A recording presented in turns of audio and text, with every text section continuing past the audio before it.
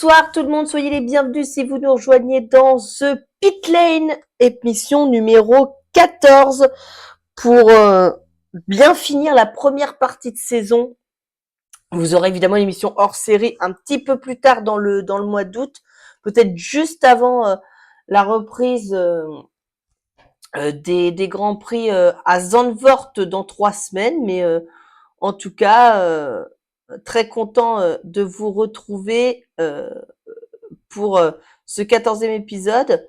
Et avant de commencer et de vous présenter l'équipe qui va être avec nous ce soir, je ne sais pas si vous savez, mais on a j'écris dans un magazine amateur sur le MotoGP qui s'appelle World Grand Prix Magazine. Je vais vous mettre le lien dans le live et puis je vais mettre le lien aussi, il faut pas que j'oublie, en description aussi de notre vidéo, enfin du replay en fait du live. Voilà, je vous mets le lien ici. Comme ça, vous pouvez lire nos productions. C'est le site où vous pouvez lire nos productions. Et en fait, on recherche des rédacteurs pour venir compléter notre équipe de rédaction en amateur. Donc voilà, si vous êtes intéressé, vous pouvez. Non, vous avez une page de contact sur le site, ou alors vous pouvez contacter World Grand Prix Magazine en DM sur Instagram ou sur Facebook. Non, sur Instagram et sur Twitter, pardon, mais pas sur Facebook, je crois pas. Mais oui. Tu sais qu'à l'époque, tu sais que j'avais fait, tu sais, des rédactions, tu sais qu'on avait rédigé même, que tu avais même corrigé avec moi, si tu te rappelles, un peu sur la F1 et le sport auto. Et est-ce que ça peut pas justement intéresser Alors des non, potentiels non, non, potentiels. non parce que nous on ne traite on ne traite que de la moto en fait dans ce magazine. Voilà. Ah bah merde, bah, dans ce cas, je suis mort. Bon bah c'est pas grave. Donc non, C'était non, bien plus d'avant. non, non, on ne traite que de MotoGP et on sort un numéro par Grand Prix, comme nous on fait un débrief par Grand Prix en fait. Voilà. Et donc voilà, si vous êtes intéressé, bah, vous pouvez aller sur notre Twitter et sur notre Instagram et aller nous contacter en DM pour avoir plusieurs renseignements et pour pourquoi pas faire partie de cette magnifique rédaction et de ce magnifique projet. Je peux même vous teaser quelque chose. Notre rédacteur en chef essaie de nous avoir une ou plusieurs accréditations presse pour le prochain Grand Prix de France en 2026. Vous voyez, on commence déjà maintenant. Donc voilà, affaire à suivre. Voilà, l'annonce étant passée, maintenant je vais vous présenter toute l'équipe qui est avec nous ce soir. Vous avez entendu parler Linkin. Salut Linkin. Salut Valentin, salut Valkyria et salut Rome, c'est ici que ça se passe. On salue également Valkyria. Salut Valky. Bonsoir. Bon bah Valky qui a pris une voix de canard. Bon bah on n'est pas très bien ce soir. Tu es malade Valky? Non, j'ai fait exprès. Bah ça j'avais bien compris que tu avais fait exprès. Tu m'aurais dit que t'as pas fait exprès, je me serais posé des questions. Et nous accompagne, il avait fait une entrée remarquée la semaine dernière dans notre équipe de débrief et on lui a proposé de revenir pour clôturer cette première partie de saison. Et il a accepté avec plaisir. Je vous demande d'accueillir Rome. Salut Rome. Bonsoir à tous, comment allez-vous? Et j'espère que ce débrief va bien se passer. Comment allez-vous? Dis donc, toi, t'es un peu belge sur les bords, mais tu pourrais faire les liaisons, s'il te plaît? Comment allez-vous déjà? Comment allez-vous les gars? Bah ça va bien. La Belgique qui respecte pas la langue française. Bon, bravo. En même temps, est-ce que nous on respecte la langue belge et l'accent belge? Je ne crois pas. Donc on peut lui permettre. Il a le droit. C'est comme vous qui respectez pas l'accent québécois, hein. C'est ça que je préfère vous le dire aussi, hein. Bon, Toi, tu blague à respectes part. l'accent québécois. Toi, tu le respectes. Allez hop, c'est parti. Et tac la gorge. Alors bah tiens, Rome, bon bah on va pas étaler, mais comment vas-tu? Parce que je sais que tu as eu des petits soucis dernièrement de santé. Comment ça va? Ça va mieux ou pas? Ça va mieux, ça va mieux. J'ai Ouais. juste actuellement encore les cervicales touchées. Mais autrement, ça se passe. Alors, Bon, on peut raconter ce qui s'est passé. Rome a eu un malheureux accident de voiture, hein, comme il peut en arriver des dizaines et des dizaines sur la C'est route. Et juste. Alors, je vais expliquer. On était sur l'autoroute après avoir été voir le Tour de Wallonie en cyclisme, ouais. qui était dans la région du Luxembourg. On revient chez moi, voilà, une camionnette perd son chargement devant nous et on n'a pas su éviter. Ah bah ça Et peut voilà. arriver. Donc, petit conseil de sécurité routière, que vous soyez français, belge, de n'importe quelle nationalité, harnachez bien vos les choses que vous avez soit sur vos voitures ou dans vos coffres, hein, ou dans vos remorques aussi, parce que quand ça s'étale sur la route derrière, quand vous êtes à 130 km/h, il vous faut 90 mètres pour vous arrêter. Donc, impossible de s'arrêter. Donc, harnachez bien ce que vous avez dans les remorques et tout ça. Petit conseil de sécurité routière, ça fait pas de mal. On est en plein chassé-croisé de vacances. Donc, Et fermez bien vos coffres de toit aussi. ah oui, très juste. Et enlevez les barres de toit quand vous ne servez pas du coffre de toit parce que vous consommez du carburant en plus. Voilà. ah bah, c'est bien qu'on est maintenant dans le conseil sécuritaire, mais j'ai appris maintenant une chose, et ça d'ailleurs je l'ai commandé. Euh, AutoPlus recommande d'avoir ce qu'on appelle il y a un petit outil qui permet non seulement de couper les ceintures et aussi de casser les vitres justement en cas d'accident, si jamais vos portes restent coincées ou quoi que ce soit, et que si jamais vos ceintures venaient à ne plus pouvoir se décrocher, bah, si vous avez cet outillage, vous pouvez avec ça vous sauver la vie. Et donc moi j'en ai acheté deux justement. Et justement, je vous les présenterai ça bientôt d'ailleurs. Conseil de sécurité routière par The Pit Lane, une émission qui traite de sport méca où on va à 300 km/h. Écoutez, si j'avais.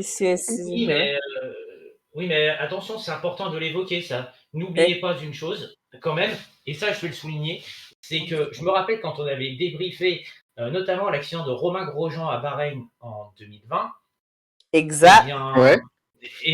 on avait tous convenu que cet accident était un accident un peu relatif, un peu d'un cas similaire qu'on pouvait trouver sur la route. Parce que n'oubliez pas que sur les routes qu'on a en France et partout à travers la planète, il y a tous des rails de sécurité. Et donc ce genre de truc, eh ben, toute voiture peut le percuter, l'endommager. Ça peut créer beaucoup de dégâts. Et donc, voilà, à le préciser. Et pas d'alcool ou de médicaments au volant. Voilà. Bon, bah, ça, j'ai presque envie de dire que c'est le rappel élémentaire et que si vous faites une soirée trop arrosée, bah, désignez un Sam qui pourra vous ramener, hein, c'est toujours pareil. Non, mais je Bon, veux dire, pas de binous au volant. À la main. bon, bah, je pense qu'on a fini sur les conseils de sécurité routière, hein. On peut passer au Mais en tout cas, voilà, on est content d'avoir Rome avec nous, même s'il a quelques cervicales de toucher, ça va. Et pendant ce temps, la ligne qui me tue des mouches. Non, Les non, news non, non, non, par non, The non, Pit Lane. non, non, je suis un peu comme Charlie Whiting, c'est-à-dire qu'en gros, j'ai du sang sur les mains, mais c'est quelle la différence? Au lieu d'avoir du sang sur les mains dû à la mort de quelqu'un, et ben moi j'ai du sang sur les mains dû à la mort des moustiques.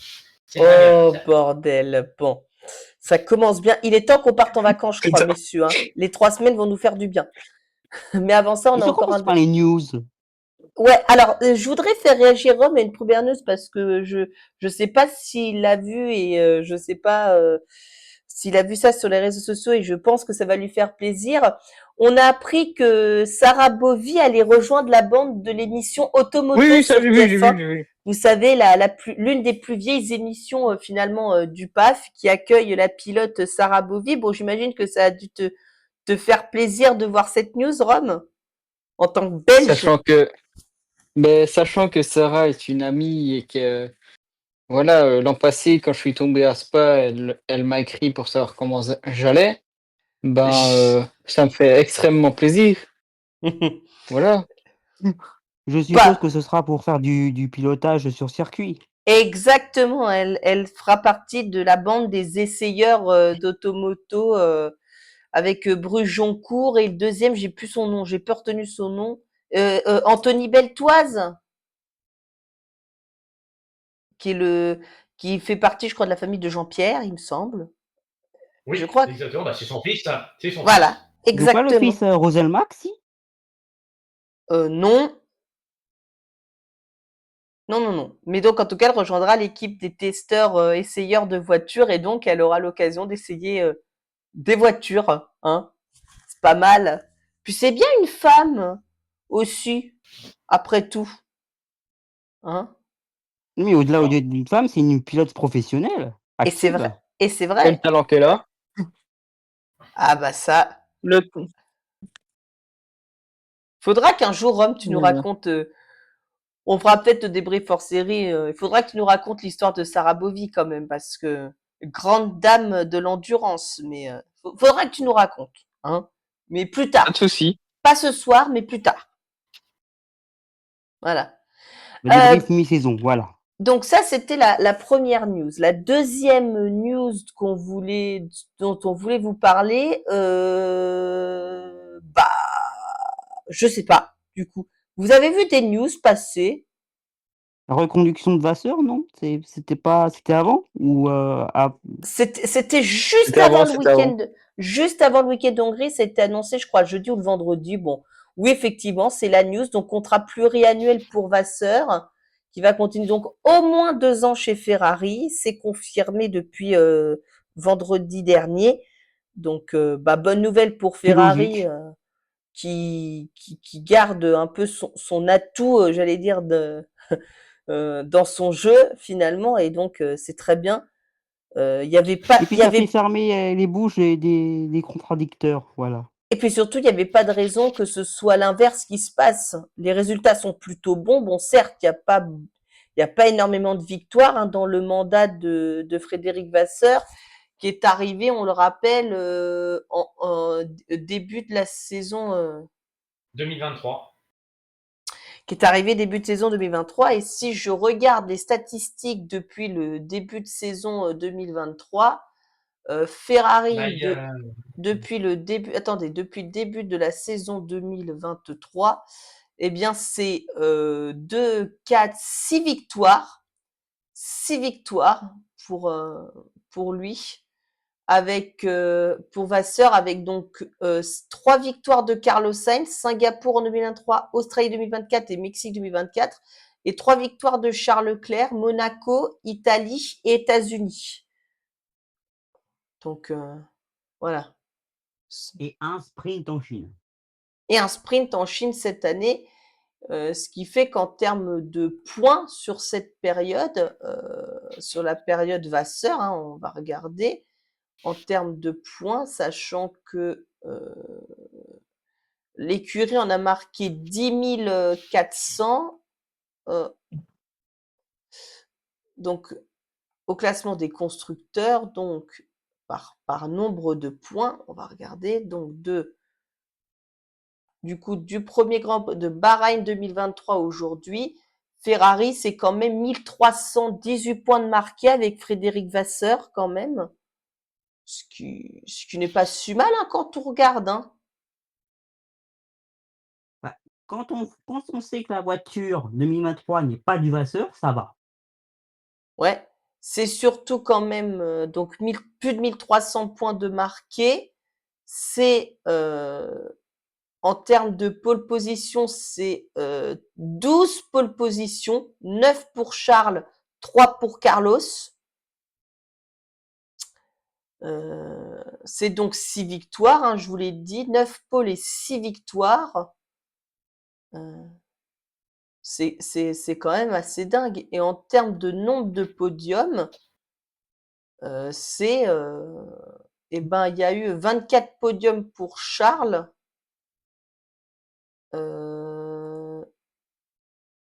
Et puis c'est tout, puisqu'il n'a pas encore fait de podium avec Ferrari, notre ami Lewis, en 2025.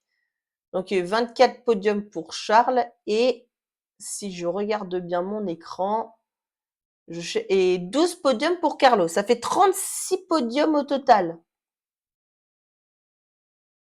Non, Ça ça fait... équivaut à ce que Jean Todt a fait à ses débuts non, pardon, pour Ferrari. je dis une bêtise.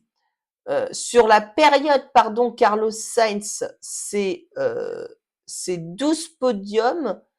Et parmi ces podiums, il y a eu Italie 2023, Singapour 2023, États-Unis 2023, et Bahreïn, Australie, Japon, Monaco, Autriche, États-Unis, Mexique, Las Vegas et Abu Dhabi 2024. Mais au total pour Ferrari, c'est 25 podiums, dont 12 avec Vasseur. Voilà. Alors, moi, honnêtement, je vais vous donner vite fait, en tout cas rapidement, un avis. Je trouve la reconduction de contrat de Frédéric Vasseur est pour moi la décision la plus appropriée parce que très clairement, je vais peut-être être un peu chaud, mais je ne suis pas sûr que les tifosi auraient accepté un gars comme par exemple comme Horner, même s'il il y a eu de très très bons résultats. Frédéric Vasseur, ça se voit qu'il a quand même, il connaît les pilotes depuis des années puisqu'ils ont déjà bossé sous sa tutelle à l'époque quand ils étaient chez Art Grand Prix. Maintenant, il va falloir, et ça c'est ce que je me suis dit à l'issue de ce Grand Prix, il va falloir que Frédéric Vasseur prenne de grosses décisions dans l'équipe vis-à-vis quand même de certains stratèges et ou quoi que ce soit, parce que on va en parler en cours de Grand Prix, mais là c'est un petit peu, c'est pas terrible, on va dire. Voilà. Tiens, Disons qu'il y a une partie du taf qui est fait par Vasseur, qui était de régler les problèmes de stand, qui étaient très problématiques sous Binotto. Maintenant, le chantier des stratégies, ça c'est un autre truc, et c'est plus compliqué. alors, on en Après, parlera après. à l'exception de Monza 2024, qui a été une masterclass, mais qu'on ne voyait pas venir, Ouais. parce que c'était quand même très osé, et on avait peur que ça tienne pas, mais au final, ça a tenu. À part là, il n'y a pas vraiment eu d'autres masterclass niveau stratégie. Non, ça c'est clair. Rome, toi là-dessus, ton avis, est-ce que tu nous Mais rejoins ou est-ce qu'il y a quelque chose qui te chagrine? non, je trouve que c'est totalement logique que Vasseur soit reconduit parce que je me suis amusé à faire le comparatif Jean-Todt-Vasseur et c'est pratiquement les mêmes, les deux. Un début chez Ferrari où ils sont en train de se chercher, les podiums sont là, les victoires sont là, et à partir de la 5e saison, là les titres commencent à venir. Donc Ferrari, à mon avis, ils se disent que ça va faire comme Jean Todt. Et je sais pas, je me souviens pas quand il est arrivé. 96. Non, non, pas 96, 93, pardon. Non, 93. je parle de Vasseur, hein. Ah, Vasseur 2023. Voilà, donc pour moi, le premier titre Ferrari, ça va être vers 2028-2027, Ouais, mais pas avant. 27-28. Bah, Oui. à condition, moi je vais t'apporter comme une nuance un petit peu à ce que tu dis, Rome, mais je pense que le titre, à mon avis, si Ferrari anticipe beaucoup mieux le changement de réglementation moteur de l'année prochaine, là Ça ils peut auront des jouer. chances. Là ils auront des chances. Parce que si tu Mhm. regardes la nouvelle, quand tu as vu, on a eu le changement de réglementation moteur en 2014, on a bien vu que Mercedes y avait depuis longtemps anticipé la chose et avait travaillé à fond sur ce sujet. Alors que Ouais. Ferrari et les autres écuries, à Et autres l'exception motoristes, de Williams, à l'exception de Williams qui était très performante, sur le reste, tout le monde était à la rue. bah, le problème, c'est en fait, c'était les moteurs, en fait. Tous les moteurs Mercedes, ça performait bien, globalement. Et tous les moteurs non Mercedes, ça marchait pas. Mais c'est ce que je suis en train de dire, Rome. C'est parce qu'ils n'ont pas su Mais c'est anticiper pas comme moi il qui se l'ai fallait. fait, c'est Volky. C'est Valky Oui, qui c'est vient de parler. oui, c'est moi. Oui, oh, excuse-moi, je me suis trompé. Non, Excuse-moi, mais t'inquiète. donc voilà, à voir. Maintenant, Valentin, toi, un petit peu ton avis, on va Bah, dire, bah, par moi, je rapport crois. déjà non seulement, Non, mais moi, je non crois que seulement à les replaceurs, j'ai déjà développé, je crois, hein, sur Vasseur, il n'y a pas de.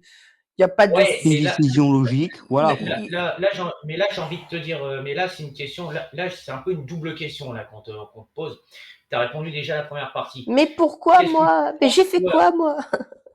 Mais non, tout va bien. Toi, justement, que penses-tu de, de l'aspect, on va dire, qu'évoque Rome par rapport au changement de réglementation moteur de 2026? Et est-ce qu'on va dire, Ferrari devrait-il déjà anticiper éventuellement tout problème, sachant qu'en 2014, il n'avait jamais pu faire quoi que ce soit?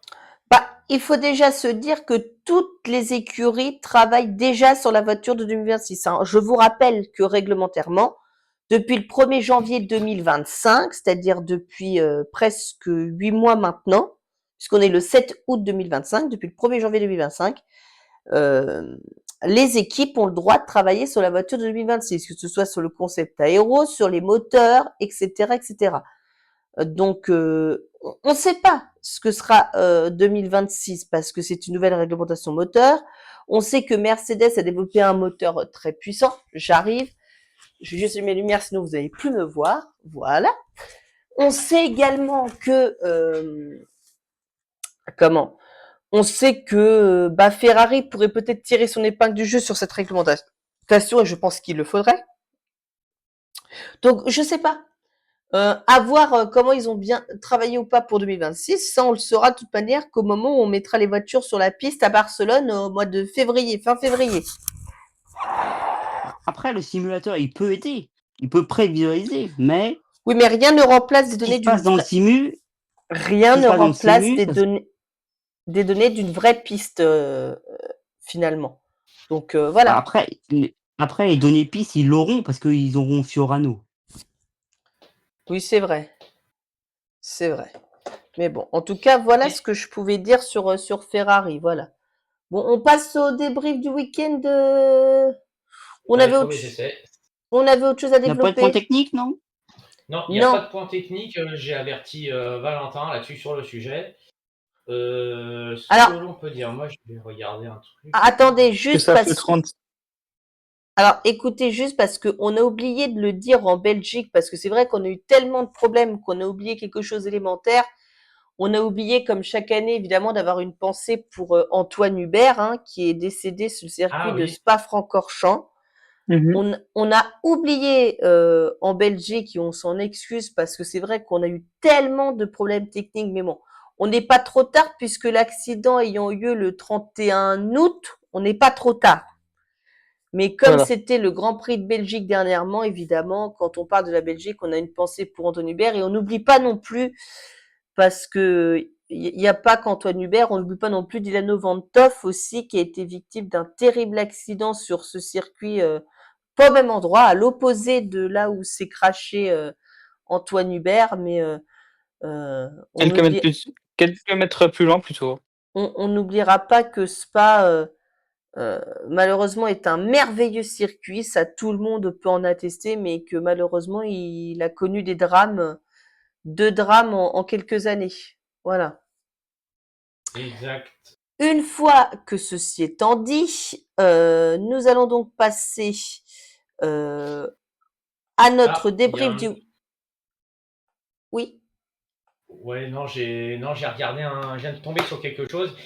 Là, comme étant donné que le week-end de ce week-end de Spa est tombé, se jeter, je crois, sur un 1er août, si je dis pas de bêtises, Oui. ou je crois que ça avait commencé, ou je crois que c'était les essais ou un truc comme ça. Non, c'était Euh, le premier week-end de septembre que c'est tombé, puisque Antoine Hubert est décédé un 31 août, hein. oui, Oui. mais 31 août, 1er septembre, ouais. oui, non, mais ce Exactement. que je veux dire là, non, non, moi je parle des dates là de ce Grand Prix là. Oui, Ah, de ces années. Donc je oui. crois, je crois que c'est ça, c'était le 1er août ou un truc comme ça. 1er août. Non, 1er août. 1er Oh août, merde, c'est 1er août. attends. Non, Ah non, bah. c'était le Le 3 20. août, cette année. Le, Attendez, bah, j'ai les dates. la Donc oui, Hongrie. la course. Ouais, là, ce Grand Prix, voilà. Ah merde, non. On était, bah oui, bah, ce Grand Prix, ça a eu lieu le 3, on va dire, et les essais ont commencé le 1er.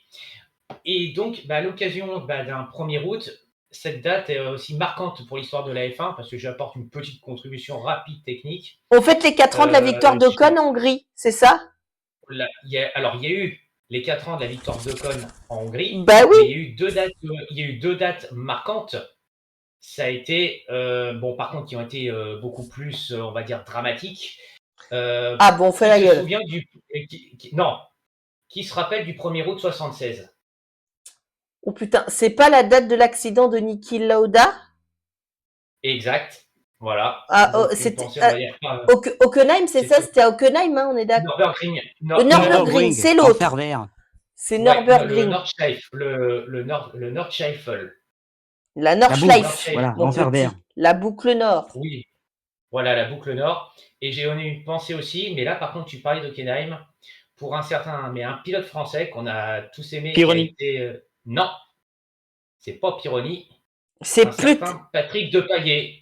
Patrick Depailler Et qui putain, oui. a Oh punaise, oui. Patrick Depailler qui a malheureusement tragiquement s'est tragiquement tué à Hockenheim, sur le grand circuit d'Hockenheim, suite à dans une séance d'essai avec une Alfa Romeo, à cause d'une rupture mécanique, probablement une suspension ou une jupe latérale qui s'est normalement, je crois, bloquée. Et donc, on a une pensée évidemment pour lui parce qu'il a fait partie de ceux qui ont gagné aussi en Formule 1. Patrick Depailler, ça a été le 5e pilote à avoir gagné. Et donc, on a une pensée aussi. Mhm. Il dit qu'il fallait au moins avoir une pensée pour ces deux pilotes qui ont marqué l'histoire de la F1 et qui auraient. Un a été champion du monde, l'autre aurait pu l'être. Voilà. Mais je préférais en parler parce que c'était normal, quoi, je pense. Ouais, ouais, ouais. Mhm. Bien. Vous avez Et raison. après, Trêve de blabla. Maintenant, on et- va parler F1. Voilà. Oh, Parlons week-end d'Hongrie. oh la vache. Non, mais c'est qu'il est directif, l'ami. D'abord, on parle si on veut. Et puis après, on peut faire un débrief muet si vous voulez. Moi, ça me. Ça me ouais, Oh, bon sang de bonsoir. je peux juste terminer sur un truc. Ouais, vas-y. On t'écoute. Ça fait 35 ans qu'un Belge n'a plus gagné en F1. C'était en Hongrie en 1990 avec J'ima- Thierry Boutsen Voilà, j'imagine que ça devait être bout de scène. devant Senna. Ouais, ouais. Quand les Belges étaient au firmament de la F1. Rome, faut faire quelque chose, hein. T'as Van Dorn en Formule I qui a gagné, déjà. Te plains pas. Ouais, mais à la Formule I, ça compte pas. Merci. Oui, mais c'est un Belge quand même. Merci Val. Oh, bon sang. Bon. Alors, ce week-end, premier sujet pour ce week-end de Hongrie, c'était la 200e victoire d'une McLaren en Hongrie. Bon, bah, sans conteste, hein, McLaren a encore dominé ce week-end. Bon, même si les papayas nous ont fait quelques frayeurs, encore une fois, on en reparlera, mais 200 victoires. Notamment, Non, pas notamment essai libre, hein. oui, mais Rival. pchit, mon petit, on peut lui faire refermer sa goule à lui. Voilà, merci. Donc, je disais, c'est la 200e victoire donc de McLaren en Hongrie. C'est quand même un chiffre assez symbolique. Il n'y a pas beaucoup d'écuries qui ont atteint 200 victoires au total, enfin de constructeurs qui ont atteint 200 victoires. Il y en a même que 2 finalement. Elle rentre dans le club très fermé McLaren des équipes qui ont accumulé 200 victoires en Formule 1. Elle devient, alors c'est sûr qu'on est encore très loin de Ferrari, 248 victoires en Formule 1, mais Bah, 200, ça forge quand même un homme, hein. On rappelle que McLaren est arrivé en F1 en 1966 au Grand Prix de Monaco, avec notamment son fondateur, Bruce McLaren, qui a conduit sa propre voiture en tant que patron et propriétaire d'écurie. Et puis c'est vrai que là, depuis 2023, là, depuis la deuxième partie de saison 2023, ça va de mieux en mieux, hein, pour l'écurie de Woking qui retrouve des couleurs et peut prétendre cette année à remporter et le titre constructeur. C'est quasiment fait, hein. Ils ont 299 points d'avance sur Ferrari. Et le titre pilote, bon bah là, ce sera plus serré entre les deux équipiers de chez McLaren. Euh, quel souvenir d'abord, on va revenir sur le chiffre de 200 victoires. Quel souvenir vous gardez de l'écurie McLaren dans vos souvenirs de Formule 1? Quand je vous dis McLaren, ça vous inspire quoi? Tiens, Valky, commence mon petit. Bah, ça me rappelle mes premiers souvenirs de F1 avec Hakkinen et Raikkonen. Mmh. Mes C'est premiers vrai. souvenirs de F1, c'est vers 2000-2001 et c'est c'est, l'époque avec Ferrari, Michael Schumacher et chez McLaren, c'est McLaren Mercedes. C'était, ben, Hakkinen, Raikkonen. Oui, parce que McLaren a eu plusieurs motoristes. Il y a eu évidemment à l'époque des McLaren Honda, évidemment. Il y a eu, je crois que, et Linky nous en reparlera tout à l'heure, je vais lui demander ses souvenirs un peu de McLaren, mais Linky, tu me confirmeras et tu infirmeras ce que je vais dire, mais pas tout de suite. Mais que Ford a motorisé McLaren aussi, hein, si je dis pas de bêtises, Bah, on a eu Peugeot aussi. et que Honda aussi et Peugeot ont motorisé McLaren. Porsche aussi. C'est vrai. Et du coup, Linkin, quel souvenir, toi, si je te dis McLaren, qui atteint un chiffre symbolique, 200 victoires, c'est donc la deuxième écurie à atteindre 200 victoires en Formule 1, ça t'inspire quoi? Ah bah, ça m'inspire que c'est quand même une très très belle.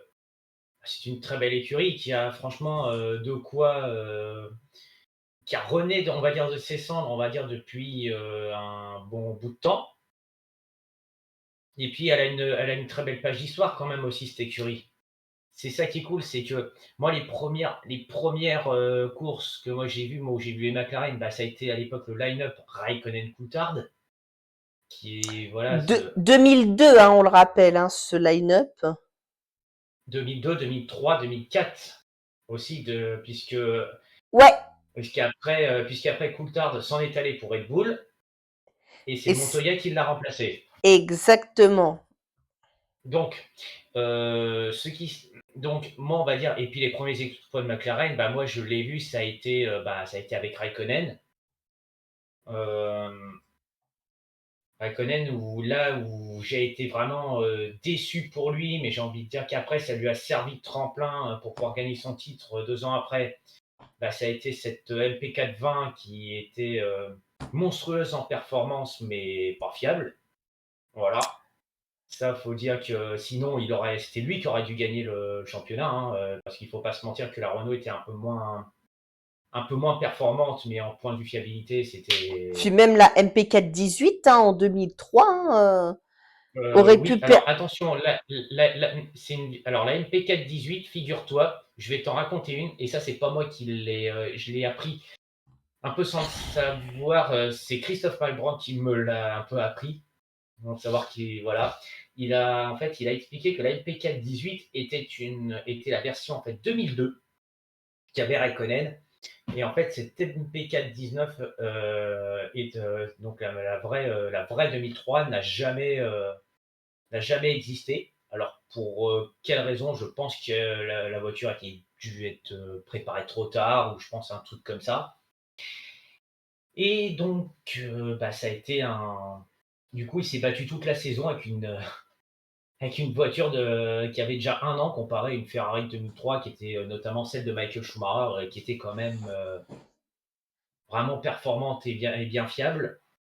Et Après puis voilà. Ferrari, les premières courses avaient la 2002. Ouais, mais sauf que eux, ils avaient largement plus anticipé la chose, si tu veux, Valky. Donc, c'est pour ça qu'ils ont pu gagner les titres. Après, je réexpliquerai ça un peu après, parce que sinon, on va trop s'attarder. Et puis après, effectivement, quand j'ai retracé l'histoire de McLaren, il y a eu le beau line-up, hein, Prost Senna, il y a eu Prost Loda, il y avait le Hamilton Button, qui est pour Hamilton moi le Button, meilleur oui. line-up.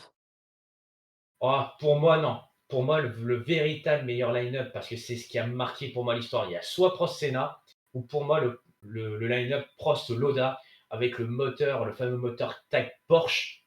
Alors celui-là, et c'est avec notamment celui-là que Niki Loda avait remporté son 3e titre pour un demi-point. C'était au Grand Prix du Portugal. Pour ceux qui s'en rappellent, c'était en 84. Donc, c'était de belles choses à évoquer. Vous imaginez que Donc, sans ce demi-point, Alain Prost serait quintuple champion du monde? il fallait. En fait, c'était pas compliqué. Il fallait impérativement que Loda ne soit pas second, que Prost gagne et que Loda ne soit pas second. Il fallait, pour que Prost soit champion du monde à ce moment-là, Loda aurait dû normalement finir 3e au mieux. Malheureusement, Mansell a cassé son moteur quelques temps avant. Loda a récupéré la 2e place. Et voilà, un demi-point à la fin. C'est ça. Sacré Et donc, Mansell. Bon, sinon, juste parce qu'on va, bon, le pauvre Rome, il nous écoute, mais Rome, toi, si je te parle de McLaren, qu'est-ce que ça t'inspire? C'est une équipe légendaire, quoi. Le tout premier Grand Prix que j'ai regardé quand j'étais petit, c'était en 2008. C'était le Grand Prix d'Hockenheim en 2008 et voilà, c'était directement une McLaren qui gagnait, quoi. Si je devais choisir qu'une équipe en F1, choisirais McLaren. Ah ouais? Même pas Oui. Williams, Non, non. même pas Ferrari, qui pourtant est une équipe iconique, hein, 248 victoires, hein. Je vous rappelle que McLaren intègre le club très sélect, puisque Ferrari était tout seul, mais maintenant McLaren l'intègre, des écuries ayant remporté 200 grands prix. Donc, incroyable. Après, chez McLaren, on a eu un Belge illustre. J'allais dire, si tu parles de Van Doorn, non, mais il y en a peut-être un autre Bah que oui, je... Van Doorn. Oh Bon, il s'est fait bouffer par non! Alonso, mais quand même. Oh non! Mais toi, pourquoi tu veux te payer la tête de Rome, toi? Oh, c'est plus Van Doorn que je moque, c'est tout. T'inquiète pas, je vais pas le louper lui après. Qui est désormais pilote Maserati en formule électrique. tiens, Il est pas que ça. Je te Peugeot. rassure, il est pas que ça. Et il bientôt est, Peugeot, normalement. oui, il est aussi pilote de WEC en endurance chez Peugeot. Il est aussi pilote d'essai chez Aston Martin, enfin pilote de réserve. Il est aussi pilote d'essai pour le programme hydrogène du WEC. Tu veux que je continue ou C'est bon, non, il y Rome. a quelque chose d'un peu. Non, il y a Voilà, quelque chose d'un petit peu plus important quand même. voilà, merci Linkin. Et Val, tu me parlais des différents moteurs qu'a équipé McLaren. Et il y en a eu pas mal. Il y a eu le fameux Ford V8, il y avait le BRM V8, le BRM V12, il y avait le Cosworth, bien connu et qui a gagné de nombreux titres et Grands Prix en F1, qui a gagné le Mans aussi. Il y avait un moteur aussi Alpha, Ok, donc le moteur V8. ça fait 5 Il moteurs. y a eu le moteur Renault, qu'on a connu dans notre génération. Ah Il y oui, a eu, d'accord. il y a eu le moteur, donc il y a eu le fameux TAG V6 Turbo. Donc Mhm, ça, c'était pendant 2 années de suite, ils ont été champions du monde avec. Donc c'est le moteur TAG Porsche. mhm. Il y a eu le Honda. Donc le Honda à partir de 88, Ok. V10, V12. Ils sont revenus au moteur Ford en 93. 94, ils sont passés au moteur Peugeot V10, mais qui n'était pas très bien, qui avait des défauts de jeunesse. Cyril en avait parlé notamment quand on avait fait, je ne sais pas si vous vous rappelez, quand on avait fait le débrief hors série consacré à Imola 94, il nous en avait parlé. Ensuite, il y a eu à partir de 95 le moteur Mercedes jusqu'à l'année 2014, puisqu'il y avait donc il y a eu les différents moteurs Mercedes V10, V8, V6 hybride. Et ensuite, de 2015, il y a eu, à 2017, il y a eu le fameux moteur Honda, qui a été une véritable qui a été Catastrophe. certainement une catastrophe. Ah bah oui, bien sûr. Mais ça, on pourra dire merci McLaren, qui n'a pas fait ce qu'il fallait. Et ensuite, il y a eu le moteur Renault de 2018 jusqu'à 2020. Et après, ils sont revenus au moteur Mercedes.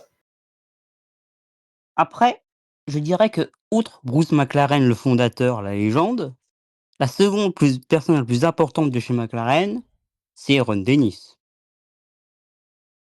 Ah bah, Ron Dennis, lui, il est arrivé en 1980. En 81 qu'il a commencé à racheter C'est à la fin de l'année 80 que Ron Dennis rachète le Et il McLaren. part peu avant 2010, je crois. Non, après, puisque c'est jusqu'à 2016 qu'il était Ron Dennis, le patron de McLaren, puisqu'après c'est Zak Brown. Ok. Des questions, pas de questions Non, alors, on peut est-ce passer à la que... suite. Alors, puisqu'on parle de la 200e victoire de McLaren, est-ce que vous seriez capable de me donner le nombre de pilotes qui ont remporté au moins une victoire avec McLaren? 16 Alors, Valky, tu dis 13. Rome, tu dirais combien, 16. toi? 13, 16, ouais. Alors, 16 pour Valky. 20. Rome, 20. 20. Et non pas 20, hein. Vous avez vu, Rome, il dit 20. Comme ça, il est sûr qu'on a compris. Et Linkin,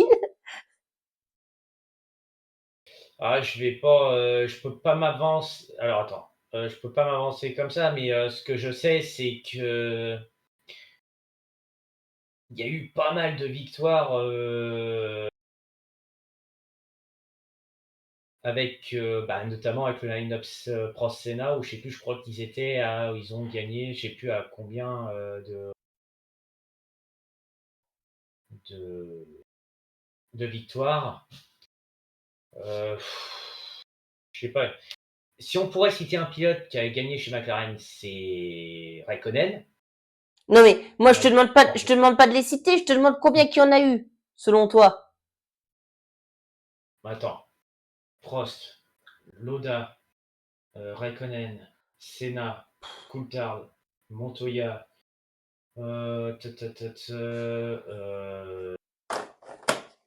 Bah écoutez, je crois qu'on a perdu Linkin sur l'autel de la mais non, question.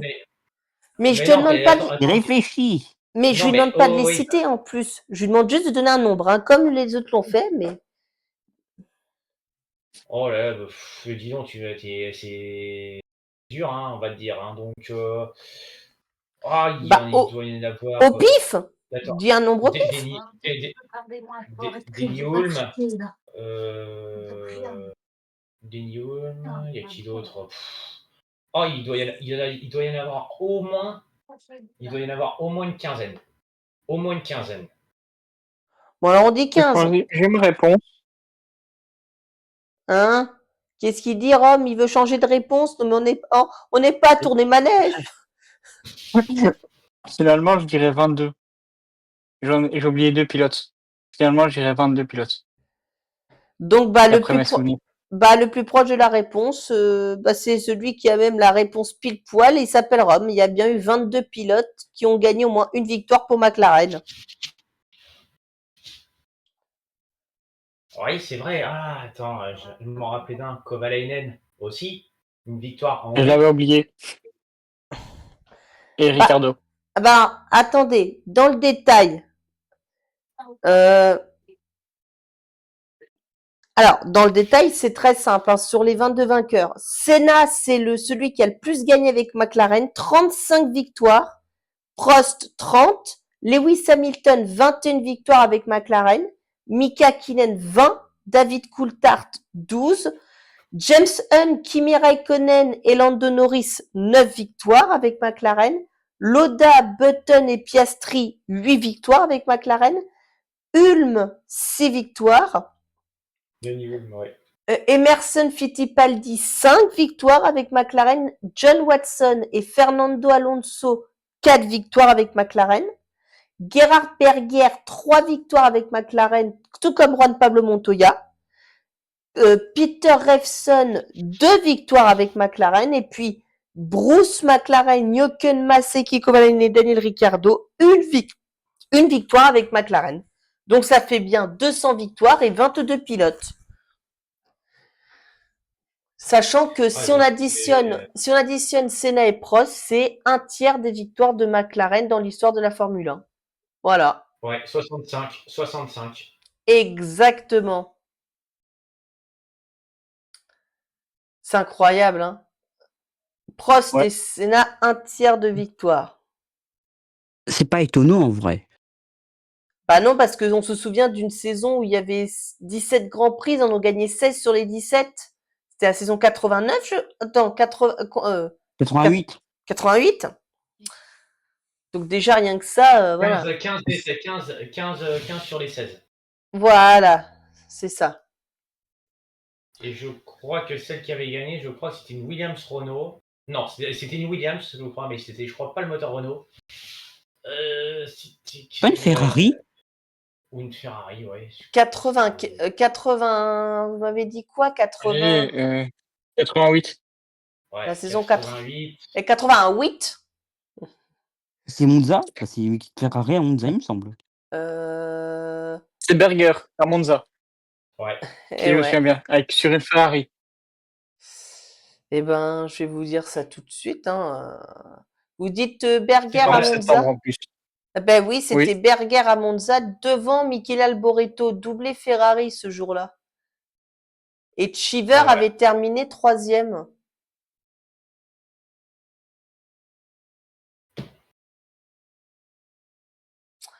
Donc voilà. Mais bon. Maintenant qu'on a parlé des 200 victoires de McLaren, parlons du week-end des deux pilotes, hein, de Norris et de Piastri, qui ont, j'allais dire, encore une fois, dominé avec leur voiture, mais ça, c'est pas une surprise. Ce qui était plutôt une surprise, c'est de n'avoir vu ni l'une ni l'autre en pôle. Ça, c'était la surprise, finalement. Parce qu'ils ont quand même compté jusqu'à, je crois, 8 ou 9 dixièmes d'avance sur une Ferrari, quand même, hein. Ouch, Ah, mais au final, c'est Leclerc qui a quand même pris la pole. C'est vrai. Ouais. C'est vrai, mais ça les a pas empêchés de reprendre leur dû en course. Même si, bon, bah, Norris, il a bénéficié de la stratégie, le petit coquin, hein, de Norris. Il a bénéficié de sa stratégie à un arrêt. Moi, je suis pas tant surpris que ça. De qui? Je De suis Norris pas tant ou de surpris. Piastri? Ouais, de Norris, je suis pas De surpris que Norris? ça. Ouais, je suis pas tant surpris que ça. Et tu vas comprendre pourquoi. En fait, tu connais le gros point fort en fait de la McLaren, c'est sa capacité de gestion des pneus. Elle est juste incroyable, cette gestion des pneus. On voit comment, tu as vu comment ils tiennent? T'imagines pour des pneus durs qu'on a tous estimé qu'ils étaient pas efficaces comparés aux médiums, McLaren arrive à les faire fonctionner et à les faire durer dans le temps. C'est énorme. Et c'est là que la course s'est jouée en fait. On voit que très clairement, Norris, il a fait des tours, mais déjà propres. Et puis, il refroidit bien les pneus, tout. Ben voilà. C'est comme ça que tu gagnes une course en fait. Et ça a pu permettre, même si tu vois Leclerc avec ses pneus, lui, il était obligé de contraindre d'attaquer plus en fait. C'est vrai. Tu vois, et t'imagines, j'ai regardé un petit peu sur la gestion. Leclerc avec ses pneus médiums, il était beaucoup plus efficace. Il pouvait se permettre d'attaquer parce que ça allait nickel. Et avec les pneus durs, et ben, c'était compliqué. La preuve, au début, il en bavait. Alors même si à la fin, il revenait au fur et à mesure parce que les pneus de Norris commençaient à être abîmés, tu as vu quand même, c'est incroyable. Donc du coup, bah, je suis pas étonné que ça se passe comme ça, hein, avec Norris. C'est pour ça qu'il a gagné. C'est tout. En fait, Bon, maintenant, après juste, pardon pour faire la transition, chez McLaren, finalement, comme c'est devenu une guerre entre pilotes, c'est une guerre des deux côtés du garage. C'est une guerre du côté des ingénieurs, que ce soit du côté de Norris ou de Piastri. C'est une guerre du côté. C'est vraiment ça finalement qu'il faut Une guerre de retenir. stratège, en fait. Exactement.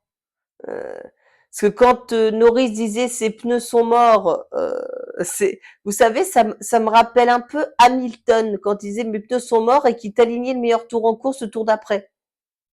Hein? Ça c'était drôle. Rome, comment tu vois du coup là McLaren, Norris, ça s'est un arrêt. Comment tu l'as vécu toi en tant que spectateur?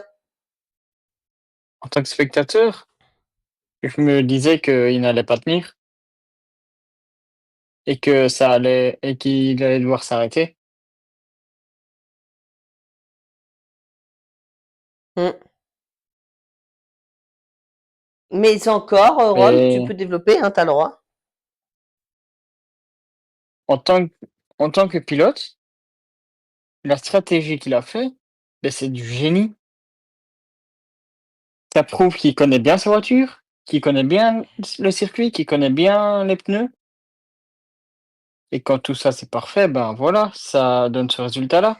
Et on salue Atlantis hein, qui est avec nous. ouais, c'est Atlantis, on a oublié, mais t'inquiète. Hein. Il parlait du trophée. Alors, je sais pas de quel trophée tu parlais, Atlantis. Tu peux préciser qu'il disait le trophée, c'était une frite, car une frite, une fois. Voilà. Merci Oh pour. là Oh, Voilà. à mon avis, c'est une blague à la destination de Rome. Ah, là. je crois que c'était une blague à destination de Rome. Je le crois. Bah, tu sais ce qu'on dit, Rome qui aime bien châtie bien. Euh, non, Oui, en fait, je pense que Norris s'est vu obligé de faire cette stratégie. Vous savez pourquoi? Parce que il a pris un départ tellement horrible qu'il fallait qu'il trouve une solution pour damer le pion à tout le monde et même à son propre coéquipier. Donc, ben, Oui, mais c'est pas la première fois que Norris a des départs ratés. ça prouve que Heureusement, c'est ça prouve attendez, que c'est un heureusement. super pilote. Rome, ok, Valky, vas-y. C'est pas la première fois que Norris a des départs ratés. Il a pas fait que ça, parce qu'il y a eu des départs où il était en pôle et qu'il a bien réussi, mais je dirais que les 3/4 de ses départs, ils sont quand même foireux ou demi-foireux. J'adore le demi, tu sais, c'est comme si quoi. Il y Bah, a, donc c'est pas un échec, mais c'est pas une réussite non plus. bah, surtout qu'au départ, il se fait serrer par son coéquipier, donc il peut pas faire grand chose. Il avait pris un meilleur départ que son coéquipier sans l'impulsion. Mais il se fait serrer. Alors, on regarde quand même les résultats. Meilleur temps de la première séance d'essai, meilleur temps de la deuxième séance d'essai. Bon, deuxième temps de la troisième séance d'essai, mais seulement 32 000 avec son coéquipier. Du coup, troisième sur la grille de départ.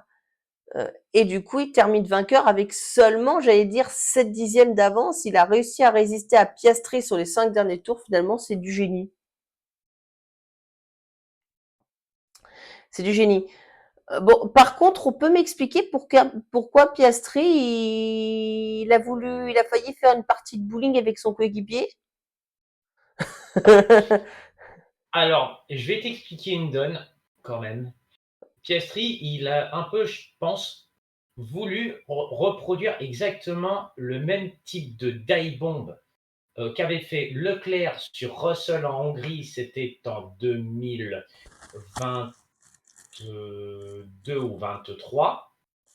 Mais sauf que ben, c'est Norris et que Norris, lui, que, bah, il prend son point de trage, tout à fait normal. Et son point de corde, Et, ouais. et bah, malheureusement, bah, quand tu prends tout de suite le point de corde et qu'il a vu arriver, il lui a dit attends, non, c'est pas moi que tu vas me la faire. C'est bien fait. C'est bien fait au niveau de la défense de Norris. Piastri, bon, bah là, quand il a vu que c'était mort, bah, il a dû écraser beaucoup plus les freins que par rapport à ce qu'il fait d'habitude.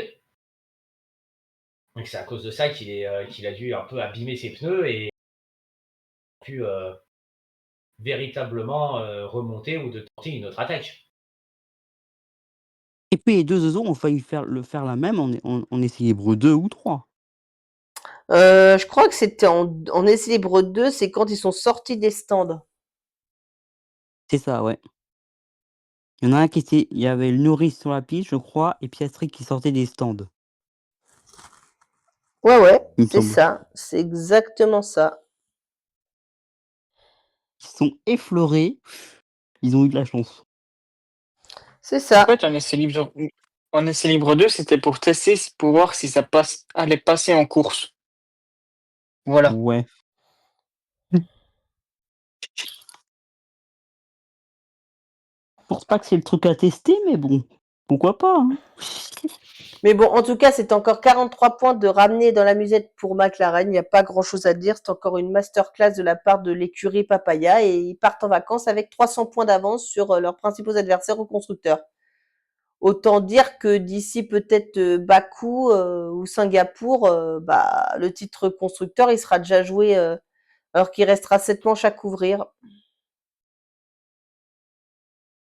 Bon, bah après, ça va être directement le championnat pilote qui va se jouer. Hein. En fait, il y a que là qu'il va y avoir un peu de suspense. Et pour la 3e place. Merde. Abruti. Bon, pardon. C'est ça. Du coup. Bon, Qu'est-ce que vous voulez qu'on parle Ferrari Mercedes d'abord, on fait l'ordre du podium, non? Ouais, pourquoi pas. Ah, Val, ton micro. Oh, Val, ton micro. Val? Il nous entend plus, l'astico, là. C'est pas possible. vous savez que je vous entends, hein. Vous m'entendez plus, mais moi, je vous entends. Dire que vous m'entendez plus. D'accord. Zigoto, va. Il nous troll. Bah oui, je vous troll. Vous saviez pas que Il nous votre... troll plutôt. Donc, je disais Ferrari. Donc, Charles Non, Leclerc. Mercedes. Non, Ferrari. Mais c'est qu'il insiste. Ah. Allez, vas-y, Ferrari. Donc, je disais donc, on va parler de Ferrari.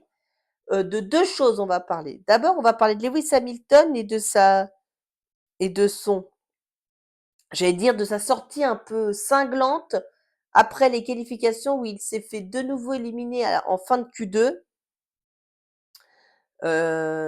Globalement, on va résumer ce qu'il a dit. Il a dit de toute manière, Ferrari, globalement, hein, grossièrement, je vous le fais grossièrement, que Ferrari ne méritait pas, que c'était indigne son résultat et que, voilà, et qu'il faisait tout finalement pour que Ferrari ne garde pas. On n'a jamais vu un Hamilton aussi abattu, hein. Même quand c'était compliqué chez Mercedes, il n'était pas autant abattu, hein. Comment on explique ça? Je vais peut-être commencer par Rome, tiens. Comment on explique là ce qui se passe avec Hamilton? Parce que pourtant, son bilan est pas si terrible. Il a quand même une victoire en sprint. Ah, ça ne reste qu'une sprint, hein, Oui, me direz-vous, mais quand même. mais quand tu passes d'une équipe que c'est toi le numéro 1, que tu gagnes pratiquement à chaque course, que grâce à cette équipe, tu reçois ton 7e titre de champion du monde, et que là, c'est très compliqué. Aussi, au vu de son âge, pour moi, d'ici 2-3 ans, Hamilton, il passe de l'autre côté du muret, malheureusement. Mm. Il prépare l'arrivée des jeunes de Ferrari, mais voilà, pour moi, il n'aura plus de titre, même avec Ferrari. Ah ouais, toi, tu penses qu'il arrivera jamais à gagner un titre avec Ferrari parce qu'on n'arrivera jamais à faire une voiture autour de lui.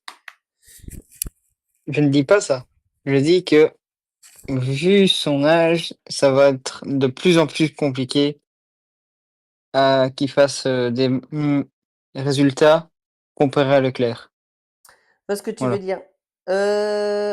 Valky, comment on analyse cette sortie de Lewis Hamilton et sa situation chez Ferrari de manière globale? Alors, je peux comprendre l'avis de Rome, il peut être légitime aussi au niveau de sa «vieillesse» entre guillemets pour un pilote de F1, mais le truc c'est que, pour moi, c'est c'est que il a il est exigeant envers lui-même et qu'il s'est imaginé autre chose que ce qui se passe. Parce qu'il avait signé avant même le début de saison 2024. On savait pas les performances qu'allait avoir la Ferrari. Elle finit vice-championne et lorsqu'on le voyait durant la saison 2024, on voyait qu'il était plus ou moins impressionné par les performances. Or il s'imaginait totalement s'adapter à cette voiture, alors qu'elle n'avait pas du tout été faite pour lui à la base, qu'elle a été développée en 2024, sans lui. Et d'un côté, et quand je dis qu'il est exigeant envers lui-même, c'est qu'il pensait compenser la voiture. Or, ben, quand la voiture n'est pas à ton style, elle te elle te, entre guillemets, «bouffe», si je puis dire, si vous voyez ce que je veux dire. Ouais, je vois ce que tu veux dire, ouais, ouais. Et après, oui, on le voit comme les déprimés, oui, mais le truc c'est que 2026 sera différent. Nouvelle nou Déjà, ce sera la première voiture pensée pour Hamilton, parce il là, il est en train de dire aux ingénieurs, tout ça, comment il faut régler, sur quelle base il faut aller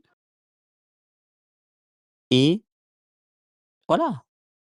Faut juste être patient en vrai. C'est juste une histoire de patience et de alors oui, peut-être que nous, fans de Ferrari, fans de F1, fans de Hamilton, on a tout de suite voulu le titre et que c'était une mauvaise idée, mauvais coup de pression. Faut juste être patient.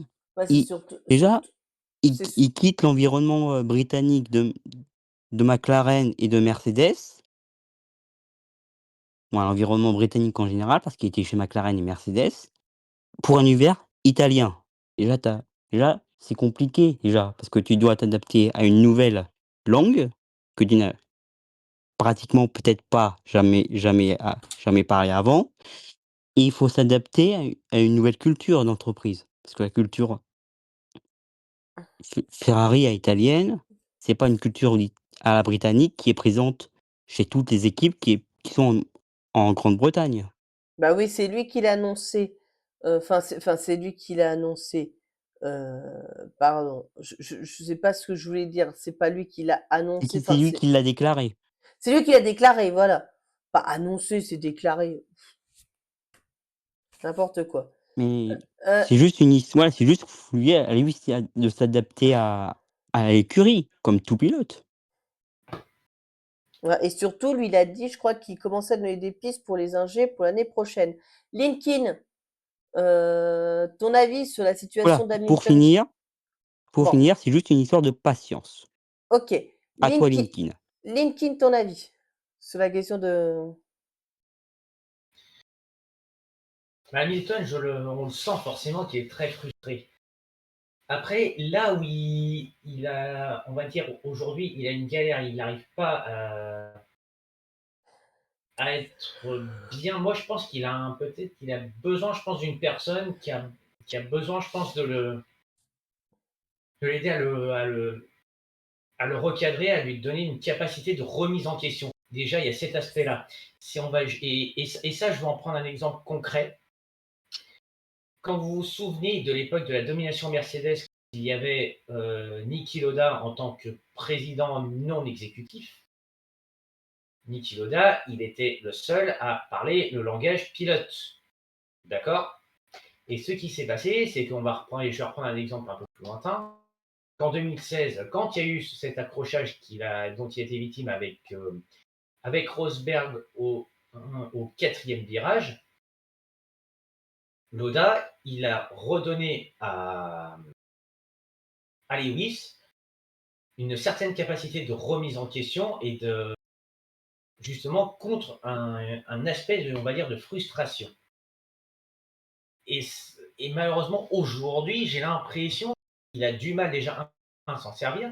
Et puis de deux, le fait, et effectivement là où je suis d'accord avec vous, le fait que la voiture ne soit pas adaptée pour lui ou quoi que ce soit, c'est dur, mais il va falloir qu'il fasse vraiment preuve de patience au final. Et on verra ce que ça donne. Si honnêtement, l'année prochaine, la voiture ne fonctionne pas avec Hamilton, là, on pourra très clairement se dire, oui, là, effectivement, faut qu'il s'arrête, quoi. Mais là, pour l'instant, on va dire, c'est trop tôt. Et puis, surtout, il faut qu'ils comprennent que Ferrari a connu quand même une grosse traversée du désert. Qu'ils ont remonté, ils sont redescendus, Vasseur est arrivé, c'est en train, au fur et à mesure, un peu de remonter. Donc, il vaut mieux pas être surpris que ça arrive, que la voiture ne soit pas, tout de suite efficace entre ses mains, quoi. Voilà. Ouais, je vois ce que tu veux dire. Bon, Hamilton, je pense que la pause de 3 semaines va lui faire du bien. On va voir comment il va revenir à Zandvoort, qui sera le prochain rendez-vous fin août, de toute manière. C'est là qu'on va le juger, puis sur toute la fin de saison, et puis surtout on va le juger aussi sur l'impact qu'il aura eu sur les ingénieurs pour avoir des changements pour 2026. Voilà. À l'inverse, son coéquipier Leclerc, lui, il a nagé un peu en plein bonheur, notamment au moment de la qualification. Mais alors, après, en course, bah, ça a été le Ferrari Circus, hein, qu'est-ce que vous voulez. Moi, j'adore parce que je regarde une vidéo qui s'appelle Les Minis sur YouTube et qui Je résume les connais Grands très bien. Prix. Et c'est génial, c'est qu'à un moment donné, quand Leclerc s'énerve à la radio, les ingénieurs, au lieu d'avoir leur casque et tout, ils troquent, vous savez, la perruque clown. Et ça, c'est très drôle. Oui, bon, ça. Bah, après, ça, c'est un Ferrari qui panique, c'est un gars classique de chez Adaco. Ah, ça, c'est vrai. Eh ouais, Linkin. Et c'est parti.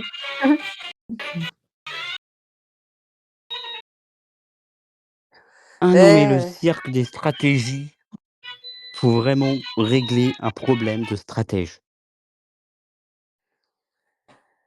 Bon, il y on a va que pas s'éterniser, il voilà. y a que ce problème-là qu'on n'a pas réglé encore chez Ferrari, les stratèges. Ah, Euh... mais alors, quand même. Ouais, vas-y, Linkin. Euh, moi, alors, moi, j'ai un doute sur quelque chose. Comment on explique quand Vasseur, quand il arrive en 2023, il jarte Inaki Rueda du poste de la stratégie pour le remplacer par quelqu'un d'autre, et ça avait l'air de mieux fonctionner, et là, bizarrement, ça ne marche plus. Mais je vais être un peu tranché, Un énormément peu tranché. tranchi, mais bien sûr, mais tranchi dans l'art, mon Mhm. petit. Vas-y. Ouais, on va devoir, mais je me demande si Vasseur ne va pas devoir trancher dans le vif par rapport aujourd'hui à des nouveaux stratèges. Parce que là, malheureusement, oui, je suis désolé de dire, mais alors, ok, oui, il y a moins d'erreurs, mais quand tu vois que Leclerc, avec des pneus médiums, il est beaucoup plus efficace, quand je disais justement en début de débrief, et qu'avec les blancs, ils lui remettent une deuxième, ils lui font ils lui mettent un deuxième blanc, alors que les jaunes, ils vont beaucoup mieux. Pardon, quoi. Pardon, mais moi, c'est bizarre, je comprends pas, quoi. Je comprends vraiment pas du tout. Tu sais quoi, Linkin, on va demander à Rome. Rome, t'as compris ce qu'ils ont fait, Ferrari, sur Charles Leclerc? De la connerie pure et simple? Du cirque, tu veux que je définisse ça comment d'autre? Bah, je sais pas. Des conneries, Il y Non, a mais pas, alors, y a pas un mot belge pour décrire ça, Rome? non. non, mais par contre, on va être, Vas-y, Linkin. on va faire quand même, on va faire quand même une question quand même un peu plus sérieuse que ça.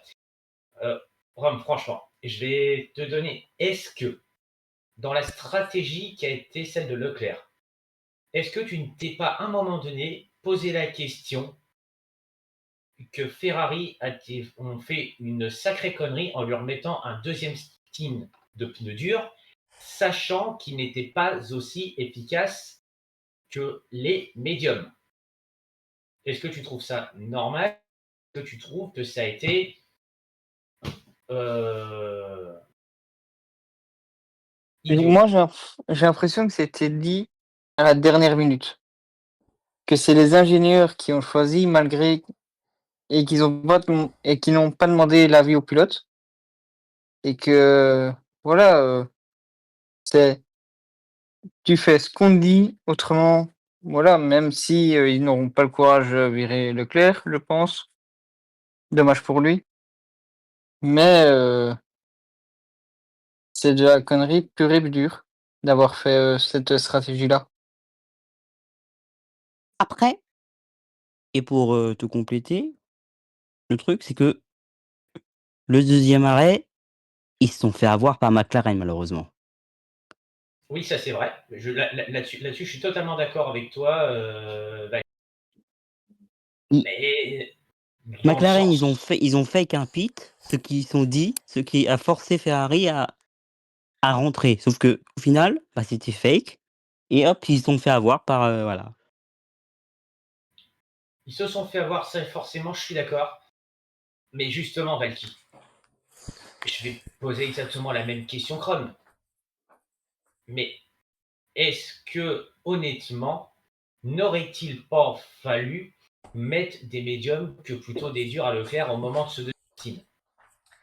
Pardon, Linkin, la question qui se pose réellement, Je ne. c'est Ferrari avait-elle encore des médiums, ne serait-ce que des médiums neufs? Je ne le crois pas. Bah, écoute, tu sais quoi? On va regarder les. Alors, pas la Parce que stratégie. visiblement. Alors, pas la stratégie pneumatique La, parce qu'elle ne le dira pas, mais moi, je la pense. location de pneus. Alors, attendez, ça. Ah mince, alors attendez, je vais pas changer mon image parce que ça, c'est Spa-Francorchamps. C'était la semaine dernière et on s'en fiche. Hein, parce qu'il n'a pas plu en Hongrie, hein, pour ceux qui se poseraient la question. Voilà. Donc, regardons. Alors, Leclerc, il a fait tous ses stints avec des pneus neufs. Tandis que Norris, ses pneus durs étaient déjà, alors, usés, mais ils étaient plutôt rodés. Ils avaient qu'un tour de préparation. Hein.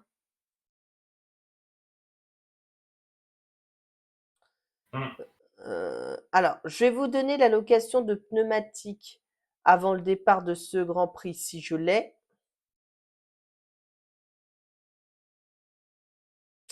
Si je vais sur le bon compte, ça pourra aller mieux. Ta ta ta. Ta ta ta ta ta ta. Alors, avant le Grand Prix, Piastri avait encore 2 pneus blancs et un pneu médium neuf. Il avait un pneu blanc neuf, un pneu blanc usé et un set de pneus jaunes neufs. Norris pareil, Leclerc. Et ben voilà, tout simplement, Leclerc, il avait 2 sets de pneus blancs neufs et un set de pneus jaunes neufs. Ils ont été utilisés. C'est ça. En gros, Norris, Piastri et Leclerc, ils ont utilisé les pneus qu'ils avaient. Tu veux que je te dise, Rome, pas Rome, mais Linkin, il n'y avait que Hülkenberg et Bortoleto qui avaient 2 trains de pneus médiums neufs. Ok.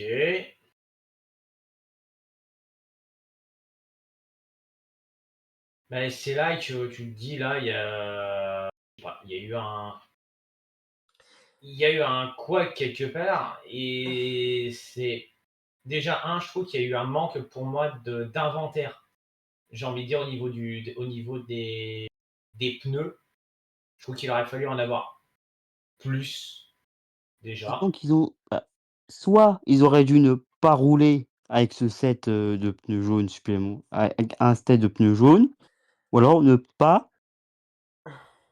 rouler pas du tout, ou soit rouler avec un autre set, Alors, histoire d'en avoir 2.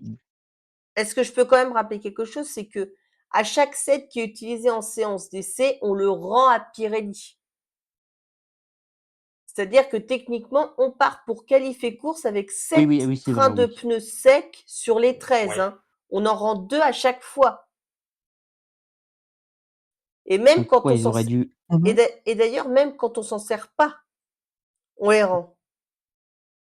ouais, donc i ouais, en fait, à la préparation du Grand Prix, ils auraient dû prévoir, en fait, ouais. OK. Oui.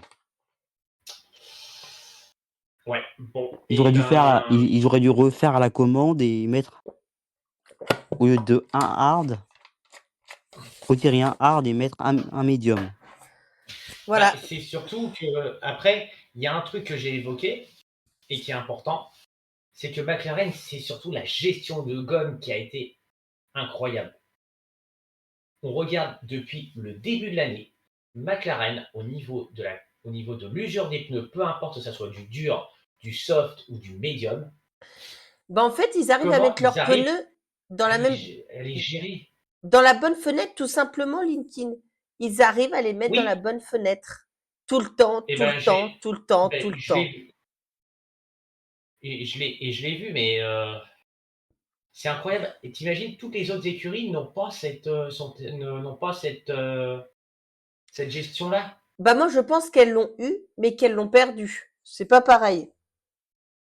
Alors, quand j'entends dire que Leclerc a eu un souci de châssis confirmé par Vasseur, pardon, mais moi j'ai un doute, hein, très clairement. Parce que Moi, le je châssis, pense que, comment il tient bien.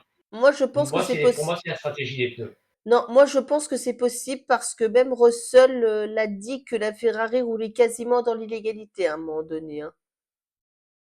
Oui, mais attends, et tu m'excuseras, Val, Moi, je pense qu'il a pas mais tort quand il dit ça. Moi, je pense que c'est très possible. non, déjà, il aurait fallu déjà d'abord qu'elle soit bien contrôlée, la Ferrari.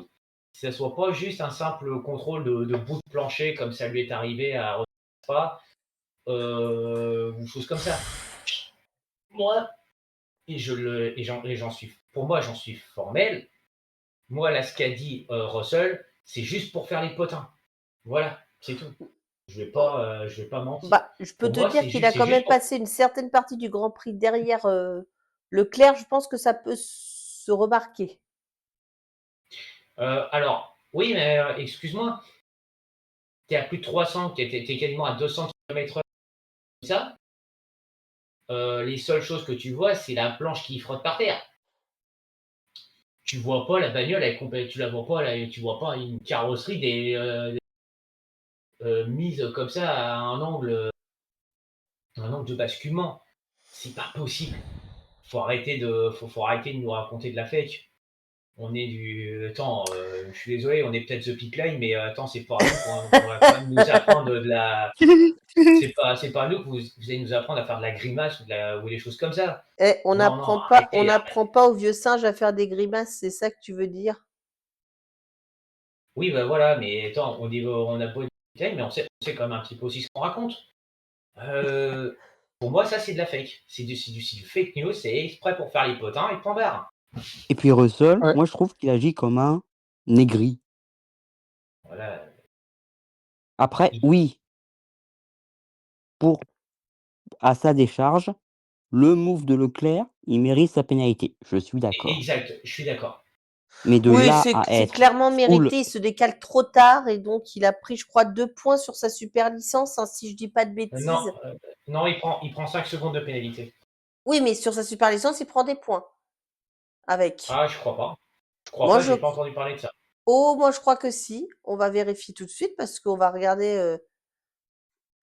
Sur ce move, Leclerc, il mérite la pénalité parce que il a mal agi, il a mal réagi, Pardon, comme tout j'ai dit pilote. 2 points, Lincoln, mais c'est un seul. Il a pris 1 point sur sa super licence.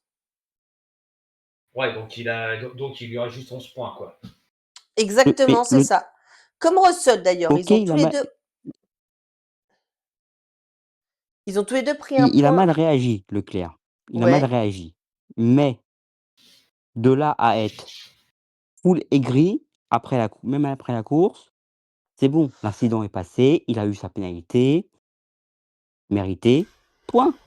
Arrête Russell, arrête d'être aigri comme tu l'es, quoi. C'est toi Mmh. qui dis ça. Et puis surtout, il y a surtout un autre Je truc lis. que j'ai par rapport à Leclerc. Le message radio qu'il a carrément envoyé, c'est une bombe à retardement qu'il leur a mis dans la gueule là. Il leur a envoyé un scud bien placé.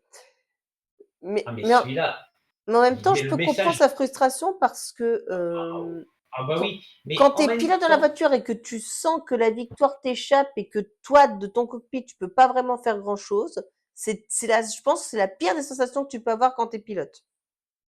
ouais, mais il y a un autre aspect, tu sais c'est quoi? C'est on le sent, Leclerc, oui, il a une frustration, je suis d'accord, mais il ressent tout dans la voiture. On voit comment il sait la régler. Il sait la régler sa voiture. Aujourd'hui, ça se voit qu'il potasse beaucoup plus. Mais comment t'expliques que les ingés, ils en font qu'à leur tête? Il dit, je sens la voiture, je sens, et que malheureusement, quand il dit, on aurait pu régler ça mieux, on va dire, euh, j'aurais pu régler ces problèmes bien mieux comme ça, et que les ingés, ils en ont fait qu'à leur tête. Mais pardon?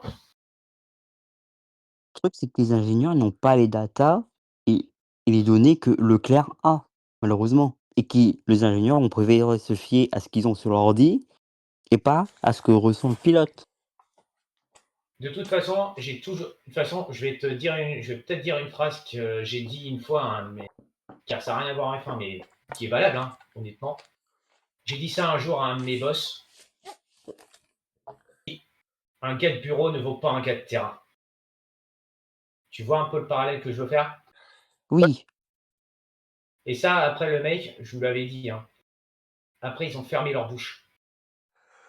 Ils les ont bien fermés après à ce sujet. Donc là, je suis désolé, mais Leclerc, quand je dis gars de terrain, bah, Leclerc, c'est celui qui est dans la bagnole.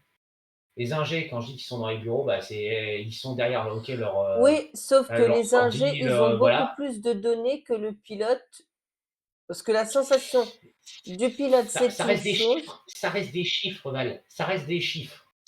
Ah, Un pas sûr. ressenti physique, un ressenti physique, c'est différent. OK? Moi, je suis Il y pas a pas certain, de mais parce que si c'était juste des ah, tu chiffres, pas ah, alors attends, pourquoi on en aurait autant besoin si ça n'était que des chiffres? c'est en fait, les chiffres, ça sert à faire du rapprochement, si tu veux, par rapport au feedback que te donne le pilote. Après, attends, et puis surtout, attends, tu vas pas me la faire parce que moi-même, je suis pilote.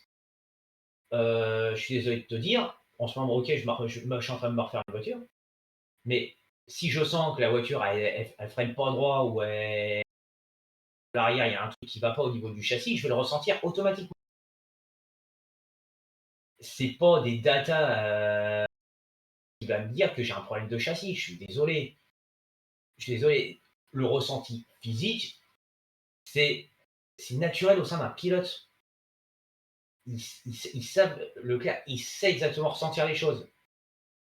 Et puis, il y a pas, je vais pas citer que lui, mais j'ai envie de dire, les gars comme Schumacher, ils ressentaient leur voiture pour pouvoir donner exactement les bonnes infos.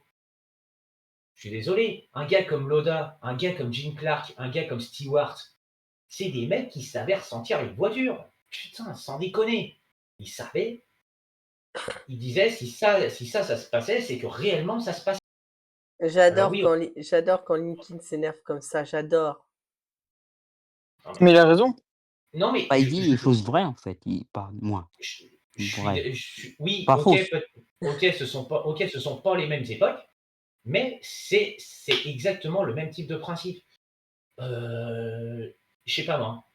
Si avec ce que je dis là, il y en a encore un qui ose me dire que ça bafouille ou que ce que je raconte c'est de la connerie, mais va dans un motorhome, j'en sais rien. Va faire du ressenti, va apprendre à piloter, j'en sais rien, et tu verras qu'après, ce que je raconte, c'est pas de la blague. Je suis pas ingénieur, mais personnellement, je sais quand même un peu les choses. Bon, enfin, passons au sujet suivant, parce que sinon c'est terminé. Ouais. Et puis tiens, on va en profiter pour faire un petit coup de banne, s'il te plaît. J'arrive.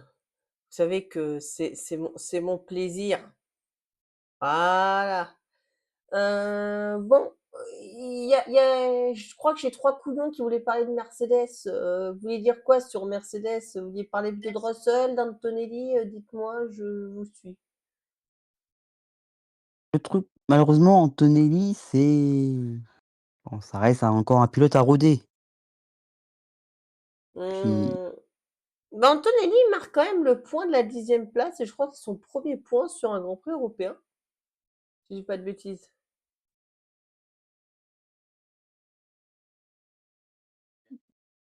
après, tu sens, comme c'est sa première saison, qu'il n'a pas les mêmes aptitudes que son coéquipier. C'est normal. Mais après, ça viendra. On va pas lui en tenir rigueur.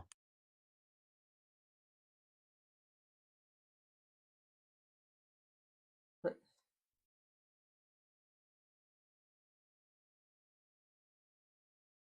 c'est vrai.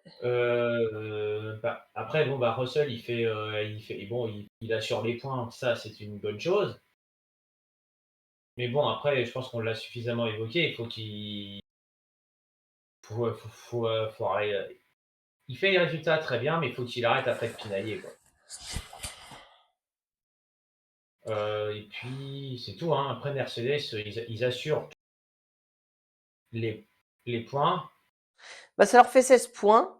Russell termine à 22 secondes, ce qui fait globalement, il prend 3 dixièmes par tour, ce qui est pas, voilà.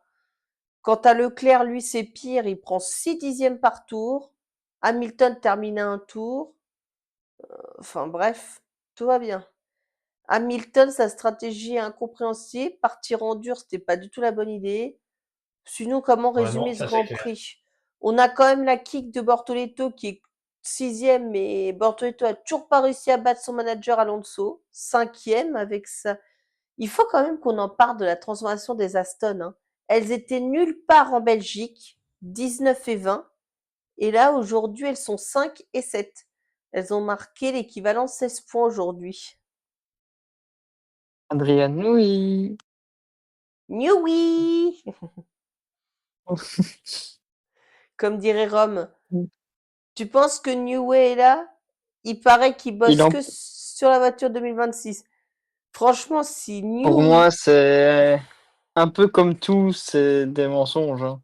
Ils bossent déjà sur les pièces de cette année, en plus de celle de 2026.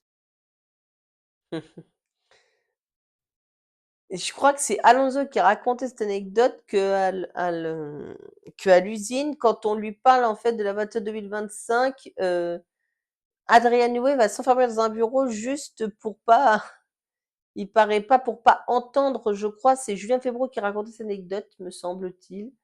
Je l'ai pas noté, mais je crois qu'il s'enfermait dans le bureau juste pour ne pas en entendre parler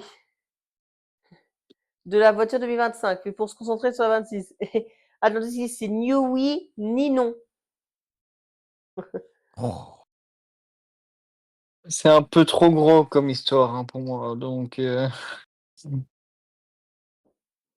franchement, Alors, t'imagines vraiment la personne qui travaille sur ta voiture 2026, il a la possibilité de pouvoir commencer et d'apprendre avec des pièces de 2025, mais non, il y reste enfermé dans un bureau pendant que tu es en train de parler de la voiture 2025. Enfin, il a peut-être pas raconté comme ça, mais en tout cas, ils avaient l'air de dire qu'ils commençaient vraiment à se concentrer, pardon, sur la voiture 2026. Mais c'est comme toutes les équipes, hein. Toutes les équipes commencent à travailler sur la 2026. Bah, rendez-vous fin janvier pour voir ce que vaut l'Aston Martin 2026. Cette Sinon, quoi histoire de d'autre? New Wheel, là, c'est un peu trop gros. C'est plus du New, narratif que du réel. c'est vrai. Bon, la seule Du beau Racing, narratif, attends, mais ça reste du narratif. la seule Racing Bulls dans les points, c'est Lawson. Les deux Williams dehors, Verstappen 9e. Lawson qui fait meilleur que les Red Bull. Ça fait tâche. Ah, c'est con ça. C'est bête. C'est bête. Il réussit mieux dans la Racing Bulls Oh. que dans Bah, la Red tu vois, Bull. tu vois, c'est là, tu vois derrière, il y a une chose qui est incroyable, c'est que peu de temps avance pas, Lawson avait craché sur Red Bull, disant qu'il il leur avait pas laissé le temps. Et ben, je crois que là, à mon avis, son discours risque encore de bien résonner, hein, encore dans le sein de l'écurie anglaise. Bah, bizarrement, Et, ça fait écho à ce à ce qu'a eu Gasly. oh, mais pareil, exactement pareil. Qu'est-ce que tu veux? Et Ouais. quand les pauvres, hein, ils vont perdre exactement ils vont perdre le championnat cette année, hein, de toute façon. Hein, et j'ai envie de dire un petit Ils sont peu, nulle part. je vais un Ils peu, sont je vais être peut-être un petit peu cru. Je vais peut-être lancer un petit Verstappen via ce pit lane, mais j'ai envie de lui dire, eh ben, écoute, profite bien de ton numéro 1 parce que à l'année suivante, il sera plus sur ta bagnole. Hein. Voilà, je dis ça, je dis rien. Moi, je pense qu'il le sait très bien et que son objectif, c'est pas de le garder à tout prix d'ailleurs. Hein. Je voudrais pense quand Ah même bah, pas. Verstappen, Je voudrais quand je même. pense que son seul objectif pour l'instant, c'est de faire top 5 ou top 3 championnat. Je voudrais pas dire, mais nous qui pensions que Verstappen avait passé une année 25 tranquille, on s'est trompé. Hein. Après, Bah, Ouais, après, on Rome. savait que McLaren Attendez, il y a Rome. après allait Val, surdominer. Pardon, Valky, il y avait Rome qui après voulait dire Val, quelque chose. si Oui. ça dépend quel Verstappen passera l'année tranquille, hein. Parce qu'actuellement, le père, il est en train de dominer un championnat. Hein. Oui, Oui, bon, le mais rallye, bon. alors oui, mais nous on parle, pardon, nous on parle du Voilà, fils. Hein. On parle pas du père, on parle pas du je sais, Saint-Esprit. On parle du fils. je On, sais, on, par- t'inquiète. on parle pas de rallye régionaux, là. Hein. Non, C'est le championnat de Belgique, Valky. il y avait le rallye d'Estonie Oui, bah, la d'ailleurs Belgique, le c'est une week-end région, non? dernier. Oui, c'est pas très mal. Oui, bon, on n'est pas pour parler de rallye, on est là Allez, pour parler vas-y. F1. Bon, bref, Rome, tu voulais finir en disant quoi finalement que. Ah, c'était juste ça. Ok, bon bah sinon rien d'autre à dire. Sachez que Gabriel Bortoleto a été élu pilote du jour. Il a fait une belle performance, Vu pour Mérité. une la, fois.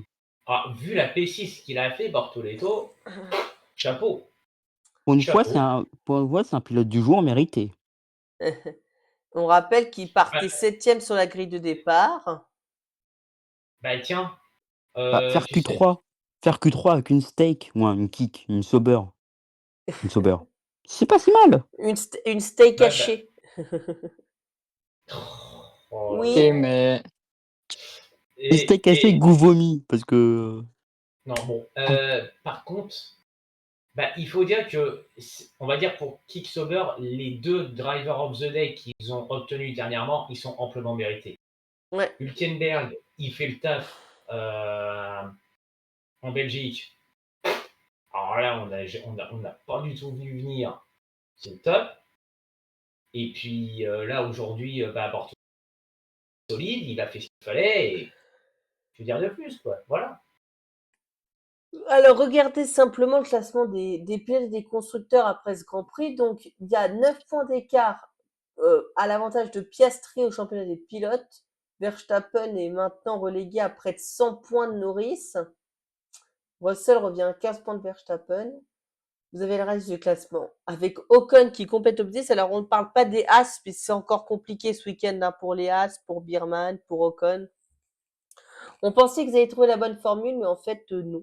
Donc, il faut vraiment que la deuxième partie de saison soit très bonne. Et puis, du côté des team standings, eh ben, il y a quasiment 300 points d'avance pour McLaren. 299 exactement sur Ferrari. Ah bah ça. Et je La rappelle, raclée. et je rappelle qu'on peut encore obtenir 430 points, puisqu'il y a 10 Grands Prix, qu'un doublé, c'est 43. Et que Red Bull, et qu'il y a Si plus j'étais que... un rageux, je dirais à bas la dictature McLaren. Tu veux l'abolition des privilèges? Mais je ne suis pas un rageux. C'est ça. C'est une dinguerie, ces classements, mais voilà. On parle de F2 et de F3, messieurs? Ok, bah moi je vous laisse parler de Ben tout ça. vas-y, oui. Vous vouliez dire Allez, peut-être vas-y. quelque chose d'autre sur le Grand Prix? Peut-être donner votre note du Grand Prix avant qu'on parle de Formule 2 et de Formule 3? Oh, La note. la note. Allez, un 10 parce que vraiment, ça mérite pas plus. Hein. Moi, j'allais mettre 6. Linkin, 11,5. et On va mettre un bon. Attends, est-ce que j'ai perdu ma code? Non, c'est bon. Normalement, ça devrait être bon. non, c'est bon, Ah non. vas-y. Eh ben, je lui colle un 8,5. Basta. Allez, pas d'histoire. Bah, ça fait 9 sur 20 de moyenne. Hein. Bah, quand tu vois que la note de Canal, elle a été à 11. Bon, bah, 10, ça fait 9,2 de moyenne. Merci, Atlantis. Mmh. Donc, la Formule 3, messieurs, avec en sprint la victoire d'Intra Poinet devant Hugo Tchoukou et Charlie Wurz. Théophile marque les 2 points de la 9e place. Giusti a dû abandonner à cause d'un contact dans le virage 12. Et James Sedley qui signe ses premiers points avec son écurie ex-Racing, le Britannique. Et dans la course principale, bah, c'est Camara qui a emporté devant Boyer et Taponen. Dauphinel termine 5, Justi 9. Ce qui fait qu'au classement, eh bien ça y est, on connaît le nom du nouveau champion de Formule 3, c'est Raphaël Camara. Il compte 48 points d'avance sur Mari Boya qui a pris la 2e place à Tsolov. En fait, on va se battre pour le titre de vice-champion. Je rappelle qu'il reste 39 points à prendre et donc que tous ceux qui ont en dessous de 69 points ne peuvent plus être vice-champions. C'est-à-dire que même Théophile, si tout le monde devant fait des contre-performances, il peut devenir vice-champion. Et du côté des Ok. des équipes, Trident est devant Campos, MP, Hart et Van Sport. Et en fait, le titre constructeur, enfin des équipes va jouer entre Trident et Campos. Il y a 19 points de retard. Et sur un week-end, si je dis pas de bêtises, deux doublés, ça fait donc 19 et 43, ça fait 62, plus la pole 64, ça fait 66 points hein, qu'on peut marquer. Donc, pas de champion encore du côté des équipes. La Formule 2, bah, c'est Marty qui a remporté la sprint devant Dunn et Crawford. Martin s'est terminé 6. Et puis du côté de la course principale, eh bien, c'est un doublé Invicta. Fornaroli devant Stanek. Fornaroli qui avait pris 5 secondes de pénalité, mais comme il a terminé avec plus de 5 secondes d'avance sur Stanek, il a gardé sa victoire. Crawford 3e. Devant Browning, Verschoor, Lindblad, Beganovic, Goethe, Dunn et Marty. Je crois que Victor Martins a abandonné la course principale. Et donc pour le classement, on va remettre correctement si vous voulez voir le classement. Hop. Excusez-moi, on recale. Donc, du côté des pilotes, eh bien, c'est Fornaroli qui est en tête devant Crawford, Verschoor, Browning, Dunn, Martin Lindblad, Stanek, Montoya, Martins. Et du côté des équipes, ben, c'est Invicta qui est devant Campos, Hightech, Dams, MP, Rodin, Prema, Artex, Von Amersfoort et Trident. 2 points seulement pour les Tridents. C'est terrible.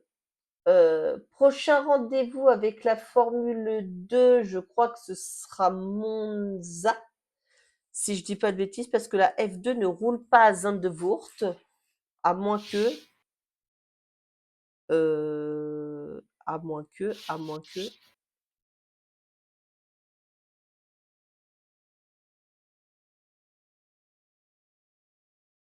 Je regarde, mais non.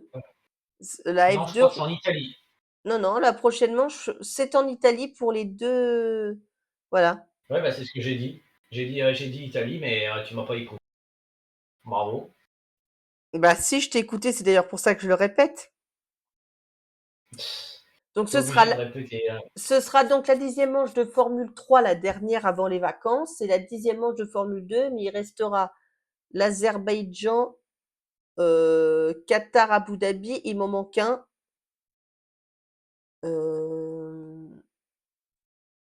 Bah, ça va être très simple. On va regarder le calendrier de 2025. De 2026, mais c'est à peu près le même. Il y a Monza, il y a Bakou, il y a Losail et il y a Yas, mais il me manque un. Je sais pas lequel. Pas Madrid parce que là. Madrid, c'est pas prévu pour maintenant, puisque Oui, 10, c'est 11, 12. Oui, c'est ça. Il n'y a que 14 manches. Il y aura Italie-Azerbaïdjan en septembre et puis Qatar-Abu Dhabi pour terminer la saison. Voilà. Bon. Eh bien, messieurs, ça y est, c'est fini. On va bientôt partir en vacances. Tiens, pour terminer, mais on développera le sujet au débrief hors série. Et qui a été voir F1 le film parmi vous? Moi, Donc Rome, moi. Linkin, moi je l'ai vu aussi. Valky, tu l'as vu ou J'ai pas? j'ai pas eu le temps de le voir. Voilà, mais on en reparlera de ce film parce que pour un hors-série, je pense que c'est bien d'en reparler. Vous nous direz ce que vous en avez pensé. Linkin ne sera pas là, mais tu m'écriras une petite critique du film et on en reparlera. Voilà. Bah, attends, Val, je vais te le dire. Si ça tombe, après, je te le dis, si un endroit où j'ai de la connexion et que ça peut passer, je vais quand même emporter le matériel. Et puis à ce moment-là, tu me mettras juste tu me verras pas en cam, mais si je peux dire les choses, voilà. Déjà Oui, ok, bon, voilà. alors t'inquiète pas. Bah alors sinon, peut-être une dernière question pour conclure. Et là, vous avez le droit peut-être à 5 minutes chacun. On a le droit à 5 minutes chacun, comme ça fait 20 minutes, pour développer des arguments. Vous l'avez trouvé comment, cette première partie de saison? Et qu'est-ce que vous attendez de la deuxième surtout? Je vais commencer peut-être par Rome. Rome, qu'est-ce que tu as pensé de la première partie de saison et qu'est-ce que tu attends de la deuxième? Ce que j'ai pensé, ben, que c'est très surprenant. Du point de vue du milieu de peloton. C'est très surprenant parce qu'il y a des équipes qu'on ne s'attend pas à voir là. Exemple, Kik. On s'attendait qu'elle soit dernière et tout. Et ben non. C'est devenu presque une la top team, du milieu de peloton. Après, ce que j'attends de la deuxième partie de saison, une victoire Ferrari, Mmh. que Verstappen se fasse exclure. Bon, ça, c'est une blague, t'inquiète pas. Voilà. Et qu'il y ait un peu plus de challenge. Que McLaren domine un peu moins, quoi. Oui, que quelqu'un soit capable de challenger McLaren d'ici à la fin de la saison. Ouais, ouais, voilà. Ok. Valky, toi, qu'est-ce que tu as pensé de cette première partie de saison et qu'est-ce que tu attends de la deuxième? Qu'est-ce que j'ai pensé? Ben, je vais dire ma surprise et ma déception.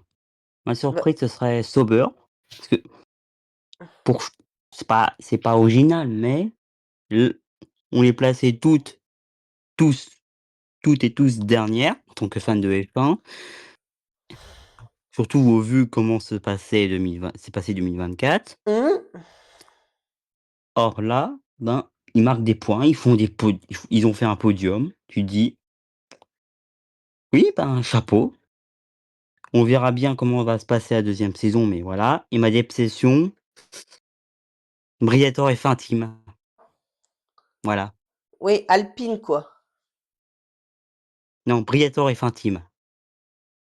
Donc Alpine, quoi. J'insiste. Oui, Alpine, pour moi, c'est dire Alpine, ce serait insulter Alpine. Ah bah, tu peux rien faire malheureusement, l'équipe s'appelle Alpine, voilà, c'est Alpine, quoi. Comme moi, j'appelle l'Aston Martin, Stroll F1 Team, voilà. Ou Red Bull, Verstappen F1 Team. OK. Je développerai ça au débrief hors série, mais quelle équipe de merde, sérieusement. OK, LinkedIn. Et ce que j'attends Ah de pardon, cette, et vas-y, et ce que j'attends de cette deuxième partie de saison, une victoire, Ferrari, comme Rome, un peu plus de concurrence, Mercedes et Ferrari pour OK. contrer McLaren et plus de top 10 pour As. Ouais, effectivement. Et LinkedIn, la même question. Qu'est-ce que tu as pensé de cette première partie de saison et qu'est-ce que tu attends de la deuxième partie de saison? Bah, un peu comme Rome et Valky, forcément une victoire Ferrari, même si j'avoue que j'y crois pas trop parce que vu comment les McLaren sont sur une autre planète, on en a déjà, on va pas se mentir. Forcément, un peu de domination, un peu plus quand même, déjà un peu plus de domination quand même dans les écuries midfield, même si je t'avoue que Alpine sera complètement décroché. Donc ça, faudra pas s'en faire pour eux. As forcément en remontée. Et puis, oui, effectivement, bon, bah, McLaren, je suis pas trop surpris parce qu'on savait qu'ils étaient quand même très, très performants à partir du milieu de la saison 2024 et ils ont beaucoup arraché de victoires, Mmh. jusqu'à même gagner le titre constructeur. Et puis, oui, hein, un peu plus forcément de concurrence aussi en haut de tableau, quoi. Voilà. Effectivement.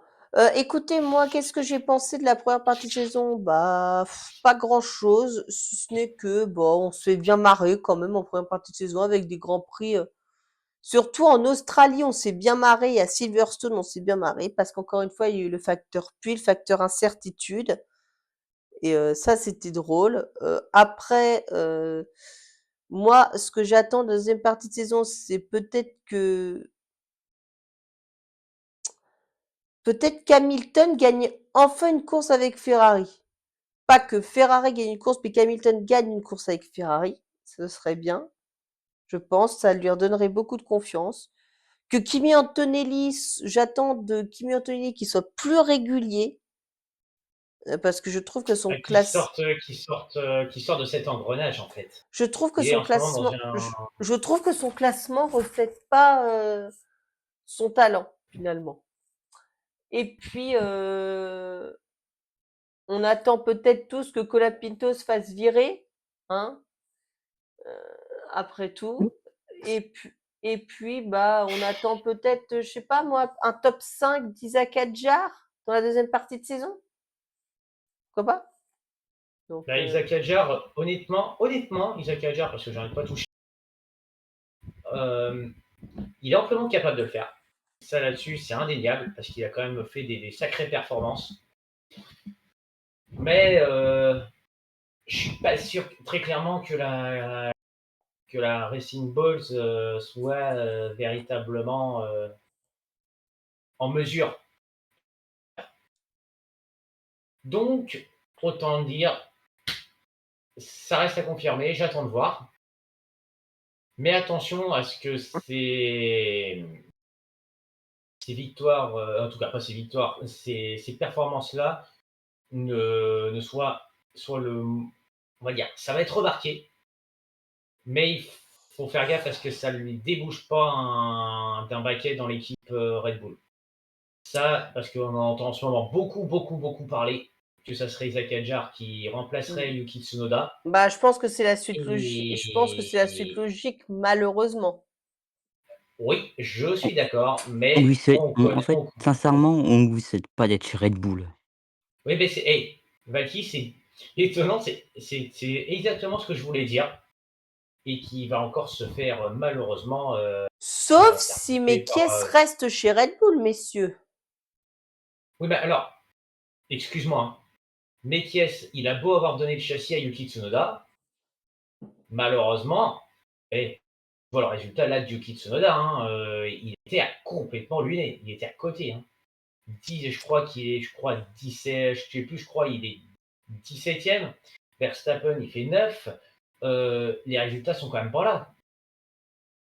Donc, à mon avis, on aura beau mettre un Isaac Hadjar, Verstappen, ça va pas faire long feu, crois-moi.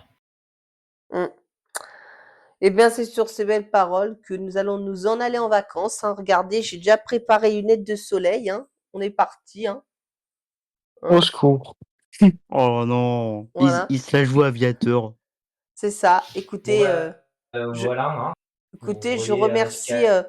le public qui nous a regardés. Il est l'heure pour nous de partir en vacances. Mais on ne vous abandonne pas. On revient un tout petit peu avant le Grand Prix des Pays-Bas pour un débrief hors série. Hein. Vous le connaissez, le débrief de mi-saison. Cette fois-ci, on reprendra le classement des constructeurs et on vous donnera un peu notre avis sur l'ensemble des écuries sur la première partie de saison.